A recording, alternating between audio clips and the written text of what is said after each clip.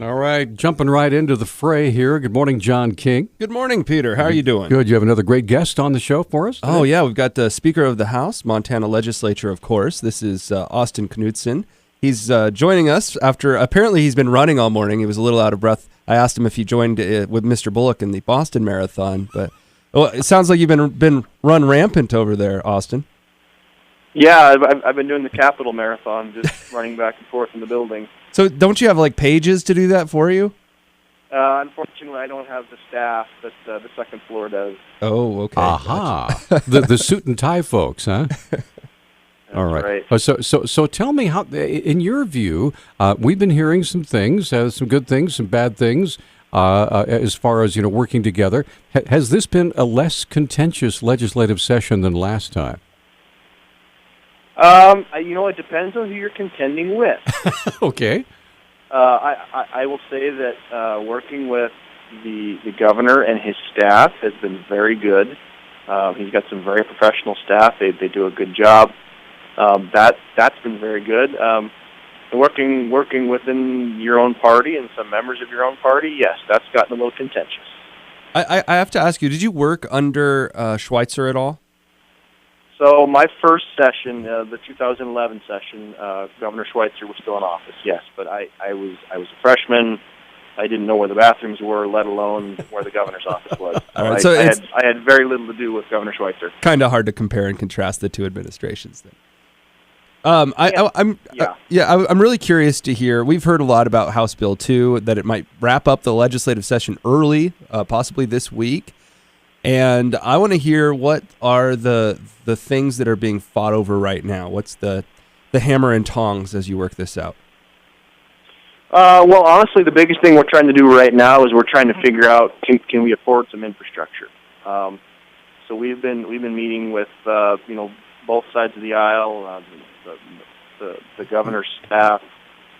We've been trying to free up cash. Because I think there's a real desire on both sides to spend some money on infrastructure. We don't necessarily agree on where to spend that money, but before we can talk about where to spend it, we have to figure out what can we afford. Yeah. Now the difference is between taking cash in hand and bonding, right? That's one of the big issues. Yes. Okay. And so where are we on that? Well, I mean, the governor's made it very clear to us that he will not support a straight cash bill. They want bonding, at least partial. So I think kind of where we are right now is there's talk of a partial cash, partial bonding bill. Now the governor has also made the same hard stance he made to us last session that he has to have a $300 million ending fund balance in the bank. No ifs, ands, or buts about it. And that's an issue for us. We've said since last year, there's not a lot of sense in borrowing money when we're sitting on $300 million in the bank. We can put some of that cash to work. It's drawing less than, 0.25% in interest. Why don't we put that in the water, sewer projects, put it in places where it's needed? How do you decide what's more important? I mean, both seem like fairly conservative approaches. One is have a rainy day fund. The other is don't get yourself into debt. Yeah, well, I mean, the problem that I've got with this concept of a rainy day fund, I mean, I don't think anyone disagrees with the rainy day fund, but I think what gets lost in that mix is, that's taxpayer money. That's not money that the state made through investments. That's not money that the state created. That's taxpayer money that we took from somebody, and that we're now just sitting on to say that we've got this giant ending fund balance or rainy day fund. There's certainly nothing wrong with having an emergency fund, fire season. But last session we gave the governor a dedicated fire emergency fund with about $50 million in it. So, while we certainly understand having some cash in the bank, what we're having trouble with is justifying a whole bunch of bonding when we're sitting on over $300 million in cash. Are we probably going to see employee or a state employee pay raise? That's also part of the discussion on House Bill 2. Obviously, that's one of the big Democrat asks. They really want a pay plan. I think we're going to get there to something. What we're looking at is the fact that state employee health insurance, the costs are spiraling out of control. every session, every year, there's about a 8 to 10% price increase in employee health care benefits. And that's part of their compensation package as well. So, what we're looking for is, we don't mind giving state employees a pay raise, especially in the lower pay bands. Those are the people that have kind of been overlooked. We're not interested in helping the executives in the branches of government that are making over six figures. We're interested in helping the people who are making $30,000, $40,000. People are having difficulty hearing you. If you could just get a little closer to the receiver. Yeah, sure. Is that better? Yeah, I think so. Thanks so much for doing that. Yeah, sorry about that. Yeah, so when it comes to the employee pay bill, what do you think would be a fair compromise?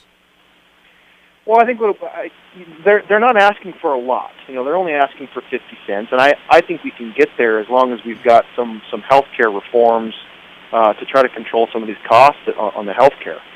And the good news there is that the executive has recognized that there's some problems with cost controls and with the healthcare costs, and they're willing to put some controls on that. So I think we're going to get there. All right. Now I had a conversation with Kevin McCrae just the other day from the state commissioner of not political practices. I'm sorry, education commission, higher education. Anyway, and he said that the idea tuition has been frozen at Montana colleges and universities for almost a decade now, and the whole idea is in order to keep that going, it is dependent upon getting the pay raise in House Bill 2, making it a done deal. So there's a lot riding on, for thousands of college students to get this done. Has that been a part of your negotiations at all?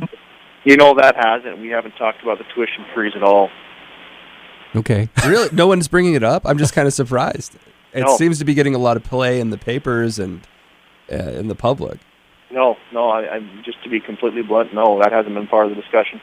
Interesting. Okay. Well, we're going to take a little break. We'll come right back. Austin Knudsen joining us, Speaker of the Montana House. If you have a question or comment, give us a call. We haven't talked about the compact yet or any of that stuff, so stay with us. And Medicaid expansion, we'll talk about that as well. All that's coming up here on Talkback here in just a moment. Yeah, we're back on Talkback. 721-1290 is our number. Go ahead, John. I just wanted to give a quick shout out to Austin and just thank him for their team called and wanted to be on Talkback. And I think it's really healthy when your public officials are not only willing to come on and talk to the public and take calls, which we are accepting now at 721-1290, but offering to do so without being begged. Yeah. So thanks so much for that. Or cajoled. I didn't have to send any chocolate chip cookies from my wife. I didn't have to send a pound of blood. Exactly. Or anything. Well, let's get Marilyn on the line. Marilyn, you're on with Austin Knudsen. Go ahead. Well, I'd like to thank Austin, too, and the few Republicans over there that fought the good fight, and I'm just always and totally disgusted with the rhinos that work with the Democrats and think there's a bottomless, endless pit of money. Can Austin please tell us what is going to be the financial effects of this Medicaid expansion? I'm so disgusted with that, I can hardly see straight. So. Okay, let's ask him. So, Austin, what do you think? Well, it's tough to know for sure. I mean, I think the reason you got so much support from the Democrat side, and obviously from about 10 or 11 from our side, is this idea of free federal money, and that we were crazy to not accept this free federal money. If you're looking just at that, you're looking at this influx of federal dollars. I think we're looking at about $600 million or so. What no one's talking about is we know that our costs are going to go up for Medicaid. We know that we're going to have more people competing for those limited Medicaid resources in the state of Montana. So when we were having a discussion about the governor's Medicaid bill, we had our nonpartisan legislative staff in our fiscal division run some numbers, on increased costs. Right now, the state of Montana, we spend about $350 million a year on Medicaid. So $700 over the biennium. When you're in the legislature, we talk everything in biennium. Everything's over 2 years. It'd be $700 million, yeah. $700 million over the biennium. And what our staff figured out is with Medicaid expansion now, within the next 5 years, they estimate the state's going to be spending at least another $250 million. Okay, so now we're talking about, $950 million over the biennium.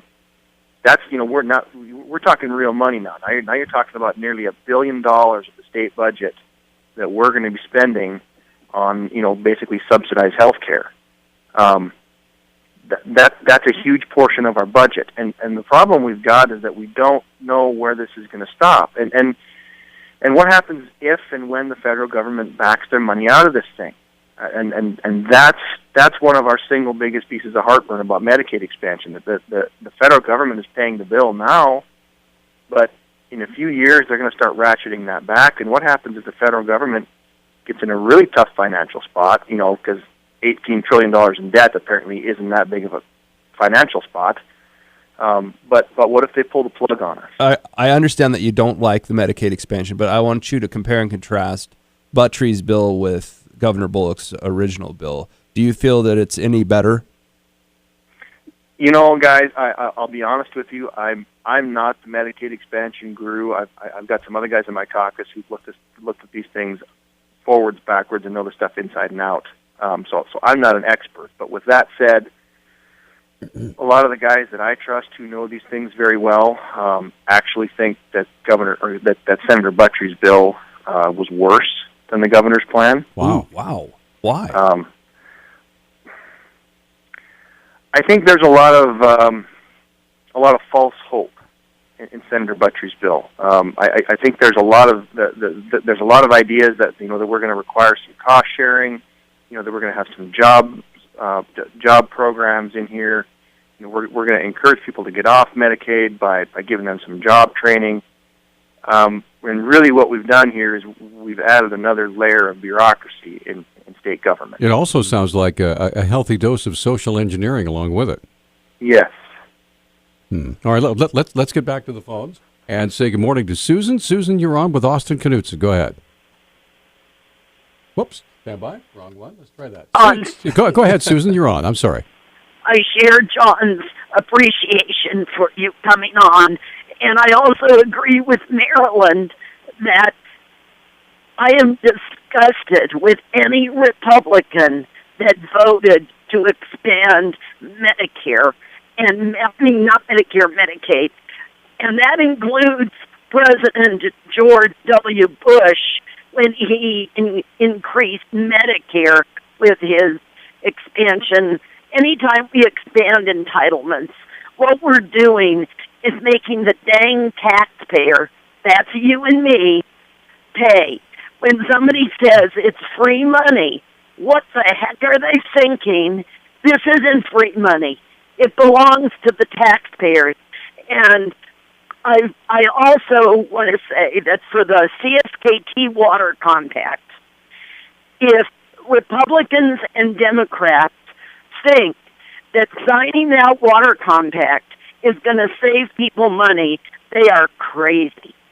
The CSKT Water Compact is taking water rights away from everybody, and those people are going to stand up and fight, and they're going to have to pay a lot of money out of pocket. So I hope you don't end the session early, and I hope that Republicans, including your guests, gets their head on straight and remember that they are Republicans. They should not side with Democrats. All right. Thanks, Susan. Appreciate that. So any reaction there, Austin? Well, I think Susan is spot on. There's 48 conservative Republicans in the Montana House of Representatives that agree with her wholeheartedly. Unfortunately, we're outnumbered by 41 Democrats and 10 moderate Republicans that outvote us. Okay. Tell you what, we're up against a commercial break here. I want to get John's call in, and somebody else is on the line with John. So we're going to come right back with more Talk Back. Representative Austin Knudsen, Speaker of the House for the Montana Legislature. We'll be right back. Hey, time is rapidly decreasing here with our guest, Austin Knudsen, the Speaker of the House. You wanted to ask about the silver bullet. I did. John's last question. I want to hear what you think about the mechanic of the silver bullet, whether that was a good concession or not. Well, I appreciate the question because I think there's a lot of people who don't understand how we got there. There's a lot of people who think that we just gave them the silver bullet rule out of charity or whatever, and that's simply not the case. So basically, from 30,000 feet, what the silver bullet rule allowed was a bill to be blasted out of committee with a simple majority. Normally, when a committee tables a bill, if you can make a motion on the floor to blast that bill out of committee, but that takes a 3/5 vote. It takes 60 votes, and if you're successful, that bill is taken off the table in committee and it comes out to the floor for a vote. So what the silver bullets allowed was for a simple majority to remove a bill from committee. The reason that we had to give them silver bullets, and I use the terms we had to, is because at the very beginning of the session, when we adopted rules to run the session, the Democrats and the conservative Republicans, they had just lost all their election races. They were getting shut out of committees. So they joined together in a coalition, and they were going to change the rules completely to allow complete, unfettered, basically chaos to have all these bills come out constantly. I remember that, yeah. Yeah, so, I mean, the silver bullet was a concession that we had to give. Okay, no, we're not going to give you unlimited blast motions. We're going to let you have what we end up negotiating to 6. So was it a good deal? No, it was a terrible deal, but it's the only deal that we had to make in order to kind of maintain some semblance of order in the House. So it's not a deal I'm happy about, but it happened, and it was a position we were put in by the moderates.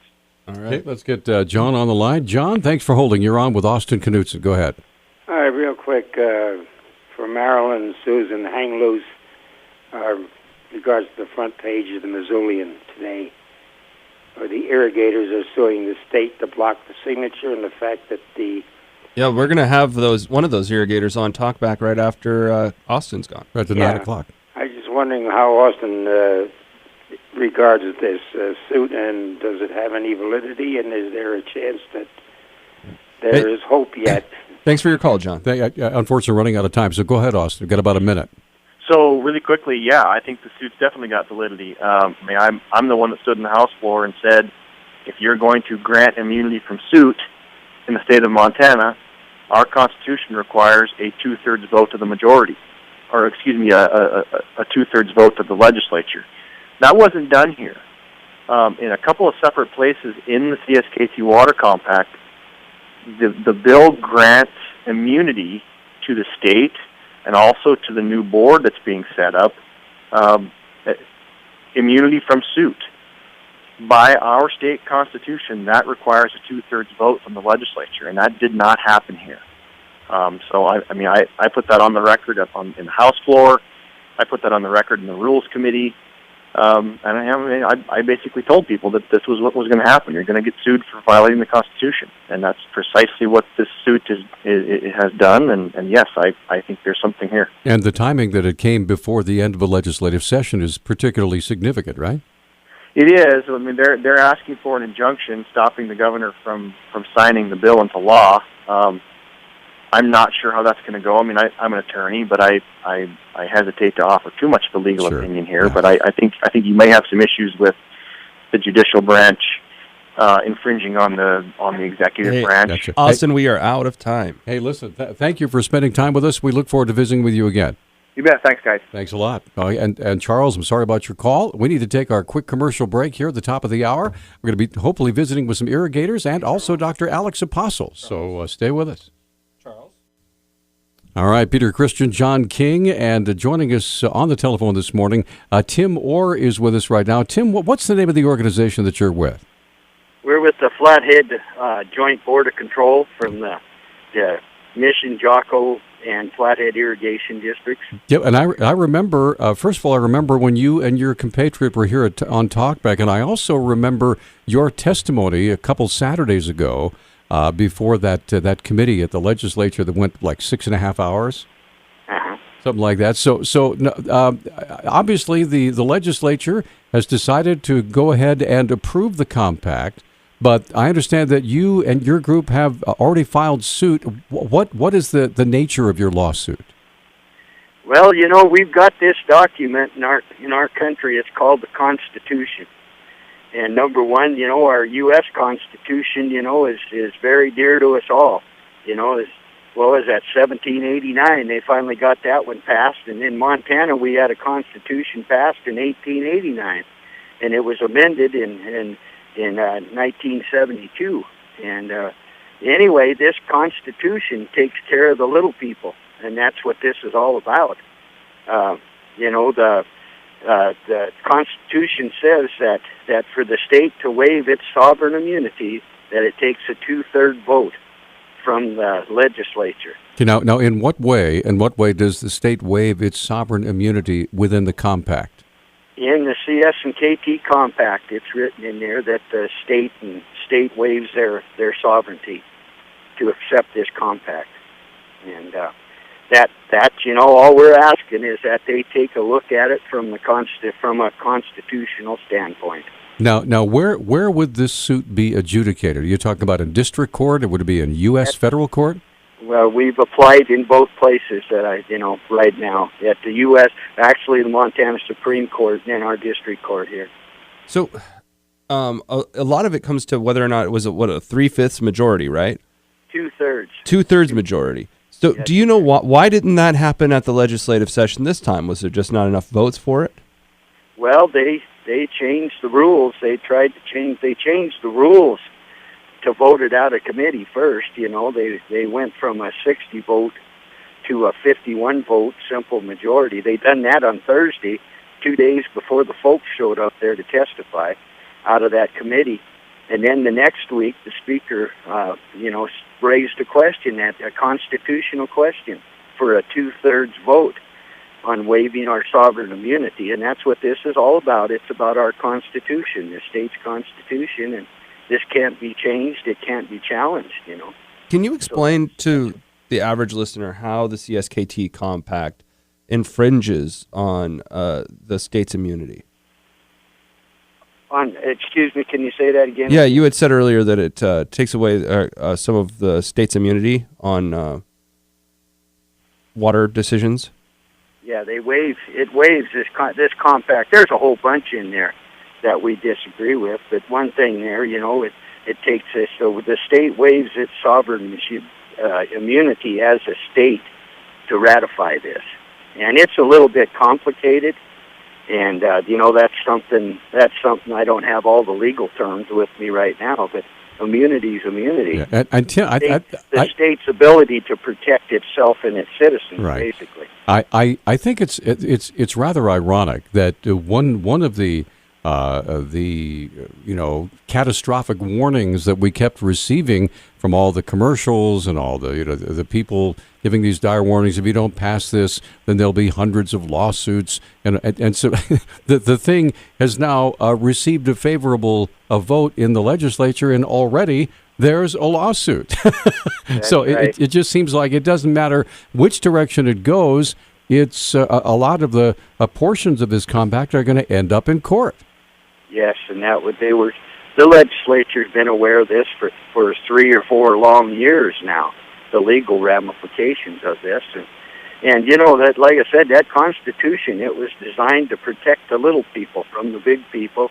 It was designed to protect the people from a rogue government. And this deal that happened there last Saturday was pretty close to being rogue. When they go against the 2/3 vote and go to a simple majority to pass something, when it says it right in the Constitution, that tells you that something's not right. Okay, so what remedy are you asking for within your lawsuit? I realize that you as an irrigator had said that I remember during your testimony that you would receive significantly less water to do your business, your irrigation business that you had in the past, if this thing goes forward. That is correct. That's the big thing. And it also, this whole compact, it takes our water rights, which we paid for with the land. We've also got liens against our property to build this irrigation project. Those liens extend out to 2033, by the way. And it does cut the amount of water that we're going to receive in half.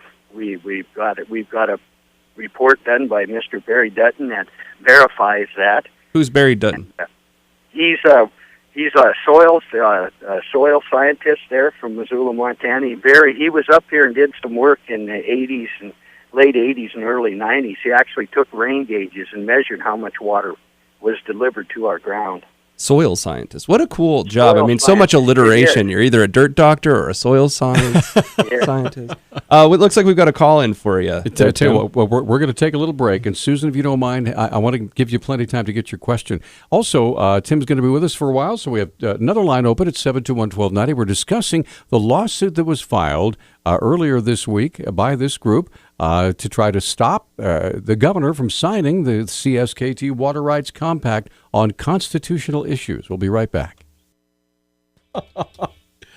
Okay, all right. We're back on Talkback, 721-1290, 1-800-568-5309. Tim Orr joining us this morning, and he and his group have instituted a lawsuit to try to keep the governor from signing the CSKT Water Compact when it reaches his desk. And Susan's been waiting very patiently. Susan, go ahead. You have a question. Well, I do. I would like to have him very slowly and loudly tell the listeners how they can donate to your legal fund, because I will be the first to send you a check. You are a hero, and I want to thank you for standing up, because the CSKT government is a sovereign nation, which means they don't have to listen to anybody. They are a sovereign, independent nation. And this compact would take away everybody's water rights. If you have water rights through mountain water, if you have water rights because you own an individual well, if you are a farmer or a rancher, you are in trouble.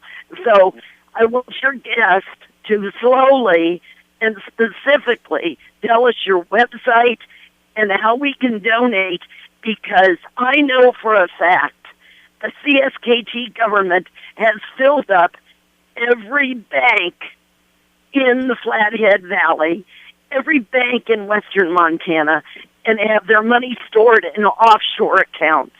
They have so much money that they don't know what to do with it. And they also have about 27 attorneys from the Bonneville Electric Company. Bonneville Power Administration, right? Yes, because Bonneville, what this is really about is that the CSKT wants to sell all of our water rights so that Bonneville can get the energy to sell overseas or sell to California or sell to wherever else. This is not about the love of the land, as those stupid PSAs are doing on your radio station. They're stupid. But they were funded, and this man is a hero, and he needs lots of money because the CSKT government is rolling in money. All right, Susan, let's let him talk. Thanks for the call. All right, thanks for your call. So, Tim, what do you think? Do you have a website or an address where folks can contribute to your legal fight? Well, they could call the office, our office manager down here, Johanna, and it's 745-2660, I believe. But it is in the phone book. I don't have that now. I'm pretty sure that's the number. But it's the Flathead Joint Board of Control in St. Ignatius. That'd be the easiest thing to do. The Flathead Joint Board of Control. Joint Board of Control. Okay. Now, this is an interesting dynamic here, in that you, because I remember when you were on, you are a member of the. You're a tribal member.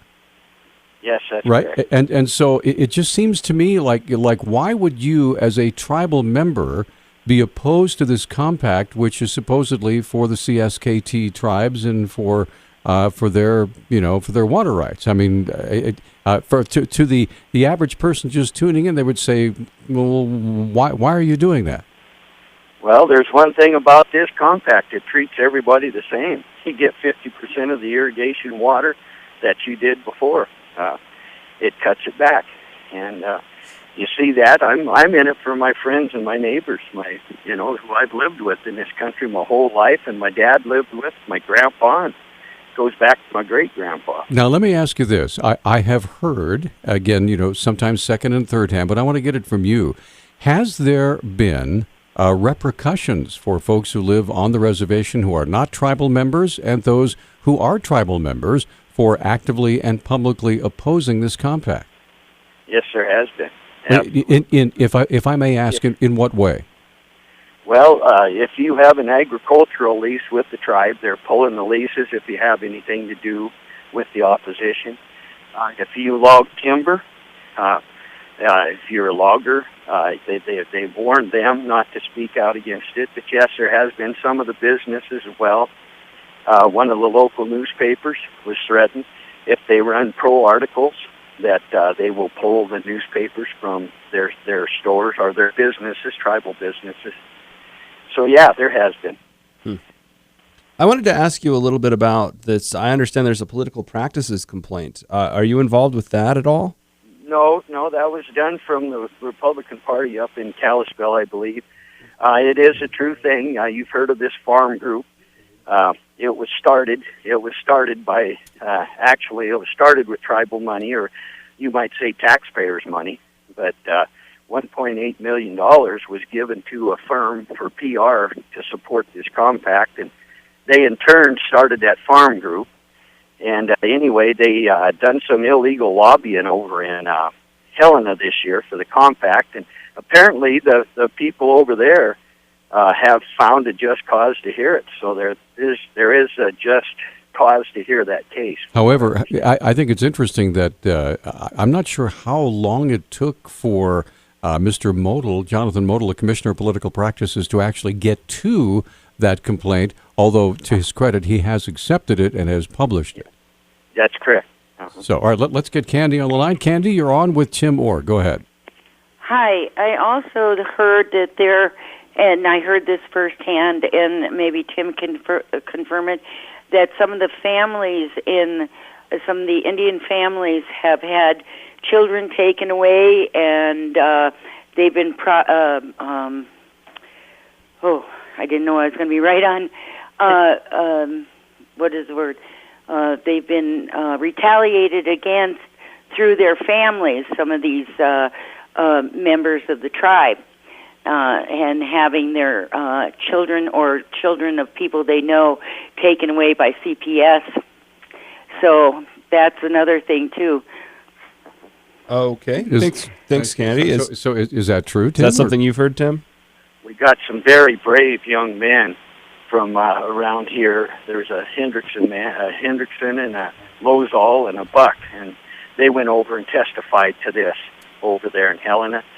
They're very brave individuals who spoke up just about the treatment of people who oppose anything if you oppose tribal politics. Let's put it that way.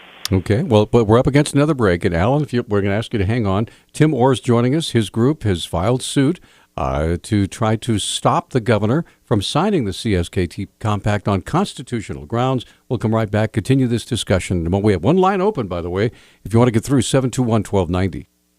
Little ominous music going on background. 721-1290 is our number. It's John King. I'm Peter Christian.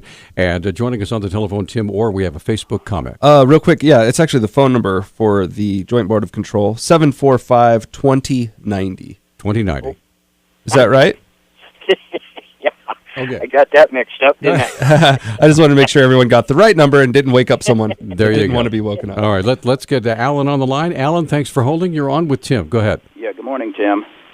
Now, the way I read this compact is that all water in Montana now belongs to the tribes. Is that the reading you get?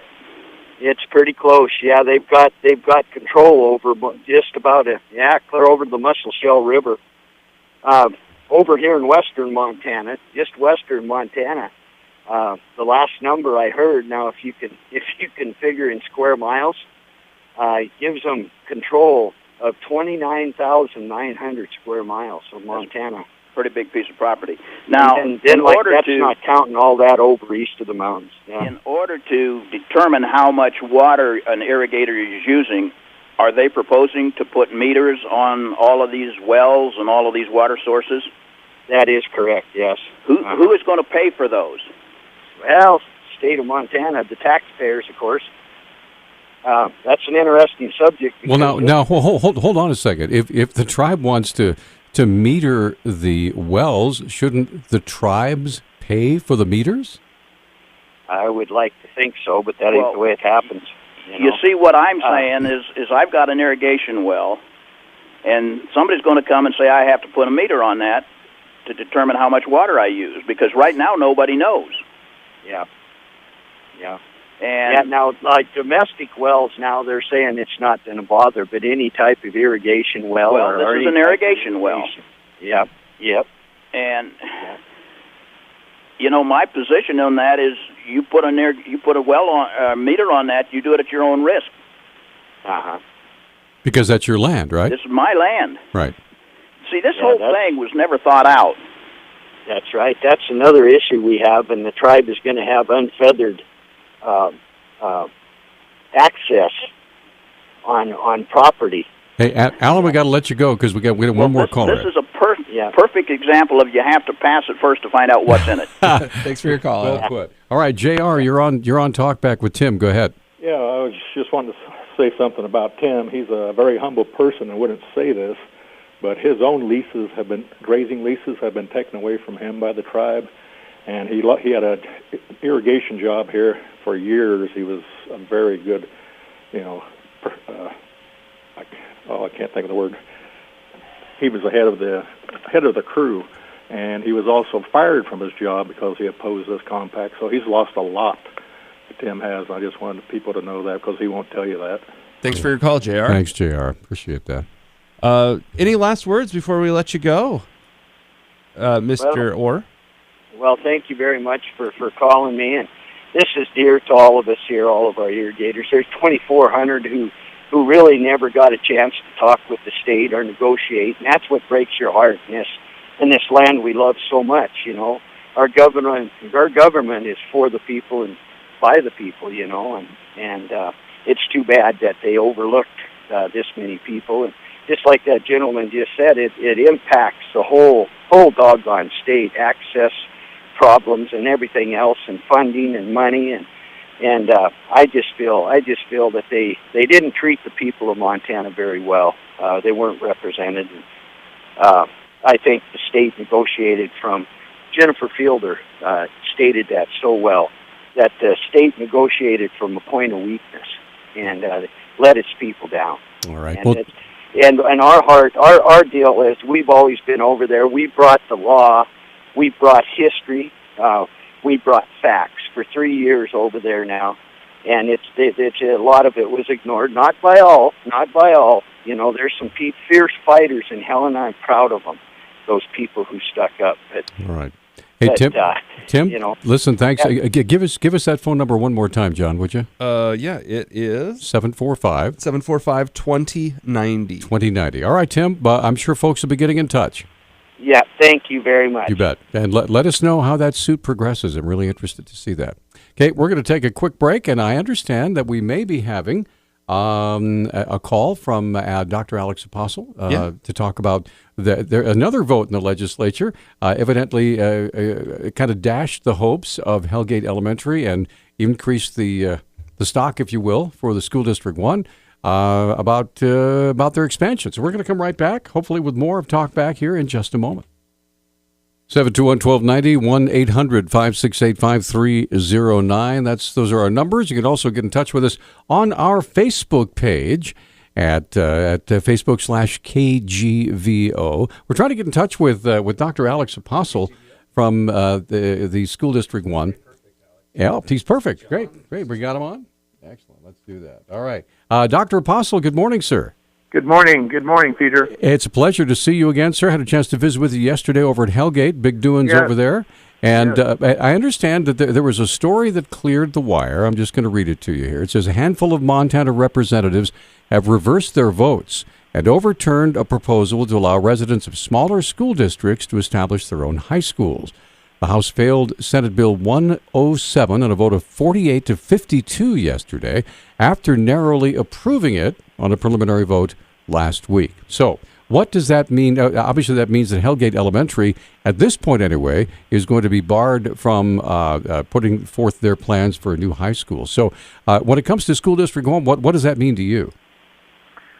Well, it really clears the way for us in terms of our bond issue, in terms of what we envision the school district becoming in relation to the bond. But I really believe it was the rational and logical decision, at least at this point, to not allow 107 to pass. There's no question that, in my opinion anyway, this was an educational decision that was highly political. And so I understand all of that, but when you're talking about public education, I believe that we have much to do in public education, and we have spent a great deal of time and energy dealing with Senate Bill 107. It was unnecessary, in my opinion, and the opinion of many other people. We have so much to do. We have so much to concentrate on, and to have spent this much time on this bill, it's pretty sad, to be honest with you. We have great programs in the Missoula County Public Schools that are 3 to 5 miles away from Hellgate Elementary, and I understand, and we can all get around the issue of choice, but in terms of educating our children, I don't think it made any sense whatsoever. So is this a matter of, in your opinion, in the picture of School District 1, of the greater good as opposed to the good of a few? Well, let's put it this way, Peter. I just feel that the bill would have been detrimental to many, many different people, taxpayers, students, parents. It was not well thought out. There are many different issues associated with the bill that really, quite frankly, were not thought out. And so I can understand why the bill's been defeated. I understand that the bill made it to the floor after the use of a silver bullet. What were your thoughts about that? Well, I guess that's part of the political process, but I'm just concerned that the bill continues to not be supported. All right, now let me just read you the last paragraph of this story. It says the House Appropriations Committee tabled the bill last week, but a special motion brought it to the House floor yesterday. And then it says the final sentence is SB 107 could be reconsidered today. So we don't know exactly where that's at. According to Austin Knudsen, he said it could make it back to the floor today. And that would be very unfortunate. And I just don't understand how it continues to be an issue when it's so clear-cut that it's not a good bill for anybody. So I'm just hoping that it continues to be defeated. All right. Alex, thanks for the call. We appreciate it, and we'll look forward to visiting with you at least a couple more times before you head off to Washington State. Thank you very much, Peter. You have a good day. Thank you, sir. All right. Bye-bye. That's Dr. Alex Boss. I am ashamed at the Associated Press for substituting the word silver bullet for special motion. Come on, if we have cool words, we should use them. Silver bullet. That's right. And I ask the future legislative sessions of the state of Montana, please come up with more clever titles for your machinations. The Cape of Mystery. That's right. The Helmet of Righteousness. I invoke the gavel of destruction upon this house. Send forth the samurai's sword of determination. We have a 2/3 majority of all sages. Wow. We really should get a little more interest, get the public involved a little bit. We just have a Facebook deal for coming up with cool names. We have a 4 Speedo vote on this yoga pants decision. Yeah, I wonder if this particular session will go down as the yoga pants. It already has. Yeah. It already has. I almost forgot about that. How did you forget about that? Poor Doc Moore. I know. I'm telling you what. And you know it's going to come up next campaign. And you're going to see photoshopped images of Doc with yoga pants and or Speedo. What do you mean photoshopped? No, I'm just... I'm kidding. It's a joke, for crying out loud. I'm kidding. Wow. Anyway, all right. So you know what? We're almost to a break, aren't we? Yes, we are. I think it's that time of day, Peter. Time to give away the coffee. That's right. We've got free coffee and toast at Rocket Coffee. That's over in the Garden City Garden Supply. And it's super easy To get your free coffee and toast, all you need to do is call 721-1290. We don't even put you on the spot. We just give you a spot of coffee. So 721-1290 is the number to call. All right. And don't forget all those delicious spreads for your toast. That's right. Yeah, good stuff there. So first caller, right? There they go. 721-1290 is our number, and we will come right back after this quick timeout. Yeah. Oh, sorry. I can't do punk anymore. 721-1290 is our number. Somebody got a gray-haired punk. No, it doesn't work. Oh, it sure will. Anyway. I mean, look at the singers from Green Day. I mean, they're starting to get a little floppy. They all have kids. Yeah. Yeah. Okay. They're still doing punk. Well, yeah. Well, there's Mick Jagger's still out there shaking it. So and I'm younger. The problem than is him. when it keeps shaking long after you stopped. I'm younger than him. All right. Let's get Roy on the line. Good morning, Roy. You're on Talkback. What's on your mind?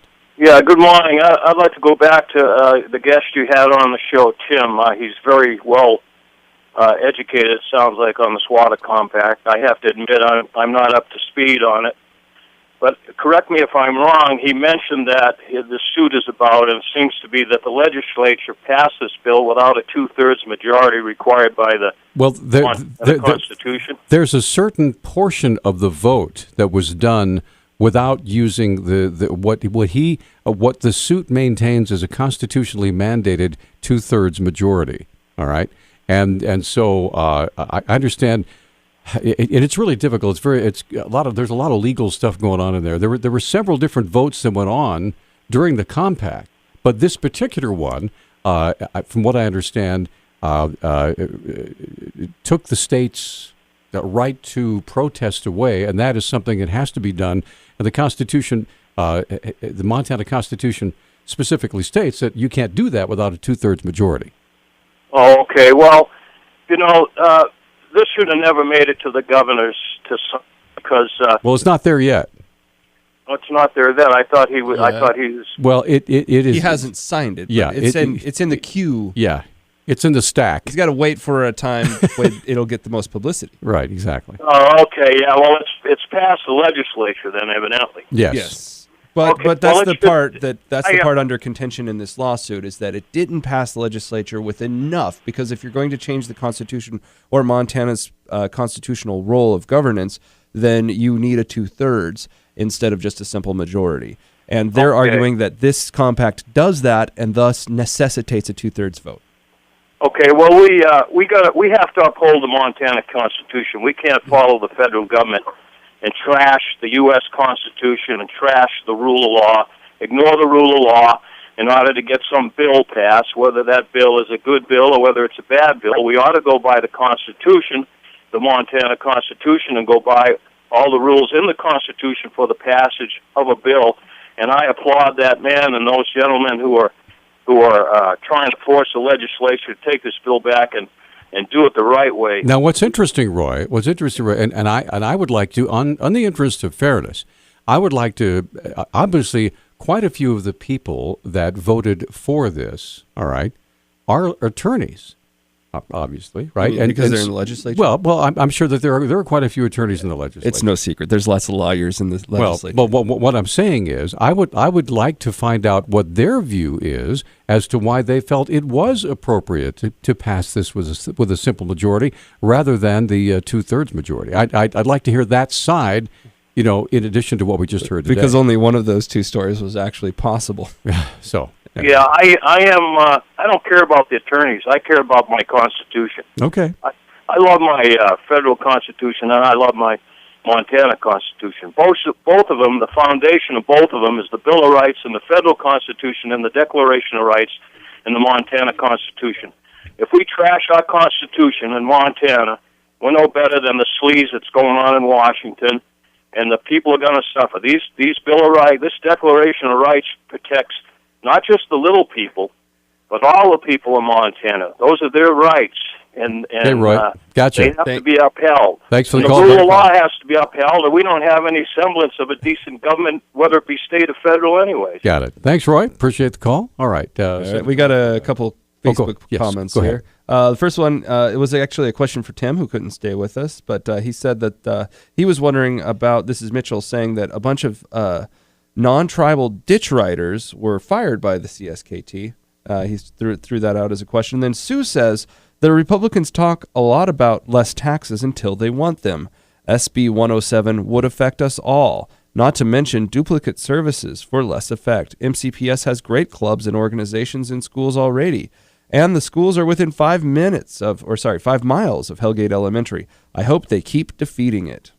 Okay, there you go. So let's get, Candy, you're on for the second time. Go ahead. Yeah, I'm wondering if the statement about the immunity thing, I think it is more correctly, and I can stand corrected, that the people can't sue the state for taking away their property rights.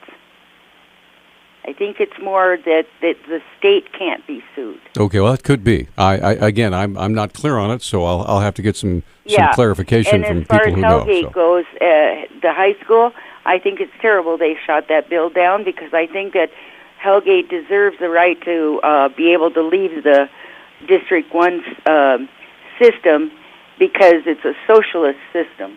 So that's so let me ask you this: Do you think that Hellgate Elementary being allowed to build their own high school and have their own administration and have their own basically their own school system would be less socialistic than what you claim School District 1 has? It would still be a school district. Yes, they have that, and then they can have their own better controlled local situation going on, and I think that's something that isn't going on in School District 1. It's a socialist system. It's, got the Common Core, it's got everything in it, and it isn't working because it should be local level only. States should be controlling their own schools, not the federal government in any way, shape, or form, because it's a dictatorial into a socialist system. All right. Thanks, Candy. Appreciate the call. All right. 721-1290 is our number. I don't know. Wouldn't Hellgate have Common Core too? Yeah, I think they do. But anyway, I remember when Mr.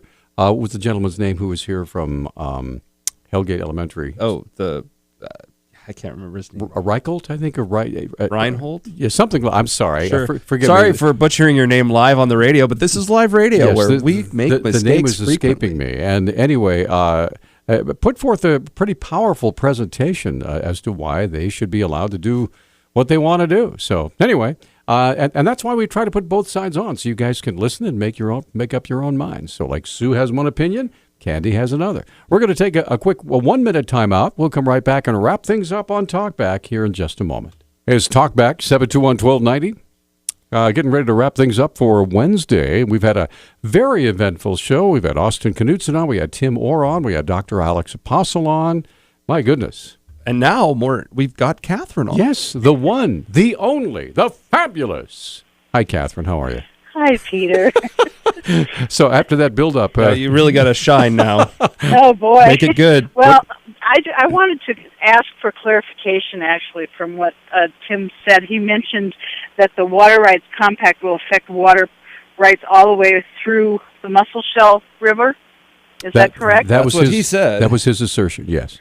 Okay, the Musselshell flows north into the Missouri River, right? Okay. And it takes up, that goes into, takes up 2/3 of Montana, basically. And so I'm wondering exactly how that's going to work and why it would go that far rather than just in the western part of the state. I don't know. How about that? That would be a great question for Tim. Yeah. I'm sorry I didn't get it in earlier. But since neither Peter or I are making that claim, I couldn't defend it. Yes.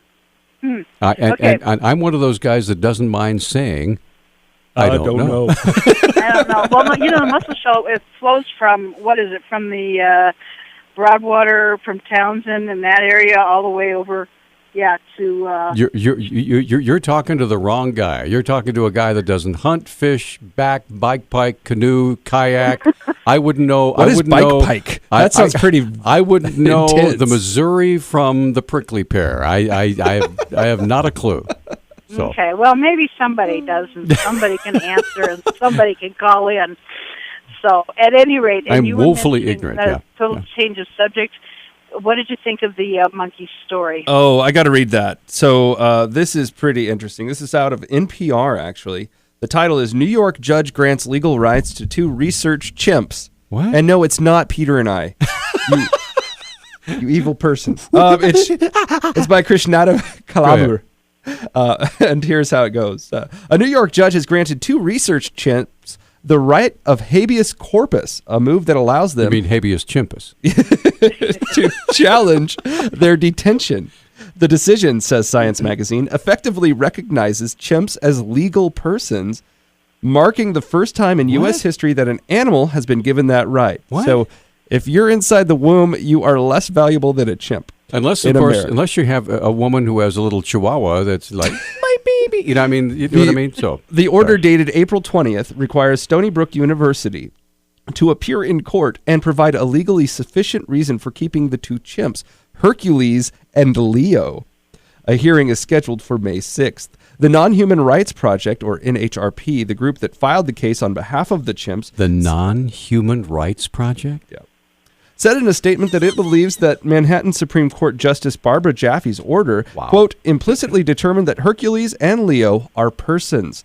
But Richard Cupp, a law professor at Pepperdine University who opposes personhood for animals, this guy's far out there, told Science, quote, it would be quite surprising if the judge intended to make a momentous substantive finding that chimpanzees are legal persons if the judge has not yet heard the other side's arguments. Well, let me ask you this. What do Leo and Hercules have to say about this? Obviously, they need to speak for themselves. They are going to pay their lawyers. They are strangely silent on the issue. And Pooh flew across the... Now, hold on.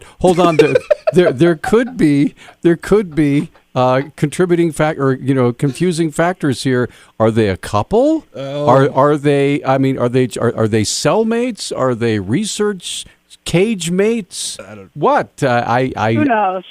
I hesitate. I have a really disgusting story that I am not going to tell on the radio. Thank you. About watching a monkey in captivity. Okay. Let's just see. They find a way to fill their time. All right. Okay. Anyway. The Non-Human Rights Project filed suit on behalf of the 2 chimps in the Supreme Court of Suffolk County in December 2013, but that court refused to issue a writ of habeas corpus, and its appellate division dismissed the suit. The group appealed to the New York County Supreme Court in Manhattan, which ruled on Monday in the case. So there you go. Crazy. Yep. They keep pushing until they get what they want. So. All right. I'm in real trouble if they ever give fish rights. Because someone's just going to come and see me when I get that fish out of the water and smack its head on a rock. Haven't you ever had the PETA people attack you while you're fishing? No. Well, let me tell you, this happened to you at Hawthorne School. Okay, Hawthorne School. A couple years ago, there was a gentleman dressed in a fish costume. Okay, and he was talking to some kids and their parents as they were waiting to cross the road, go to Hawthorne School. I remember this very distinctly.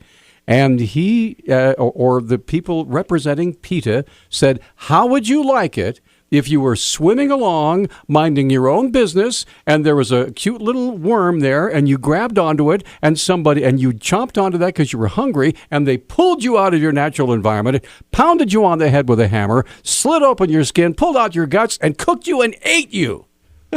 and they're saying this to a bunch of little kids getting ready to go to elementary school. Wow. I kid you not. Absolutely happened. That's good. So anyway. Kids need to know how grotesque life can be. Deal with it, you pansies.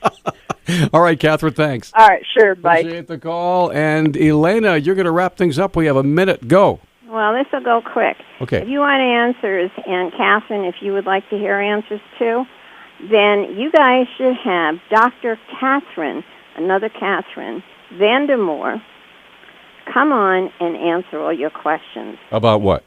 About the compact. Okay, Dr. Catherine Vandermoor, okay. And you can get her through the Western Montana Water Rights site, and I put up the link, because this is not done.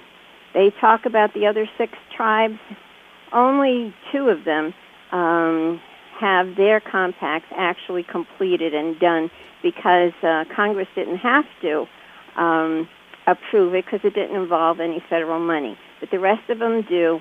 Blackfeet, they're looking for this compact, and once it does, the whole thing is going to change.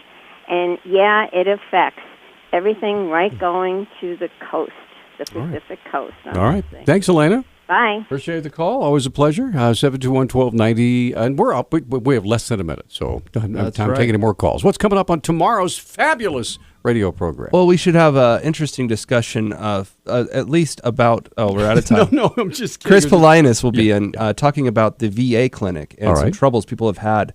Some vets having to walk multiple blocks just to get seen if this new location pulls through. And... I'm having a hard time reading my handwriting from across the room. Sorry, Peter. It's far away. He's got it. Tom Barnett? Oh, that's right. This guy is interesting. He's a geofuturist. Wow. He basically predicts what will happen. Okay, 5 seconds. Thanks a lot, everybody. Enjoy the sunshine. We will see you tomorrow morning at 8:30.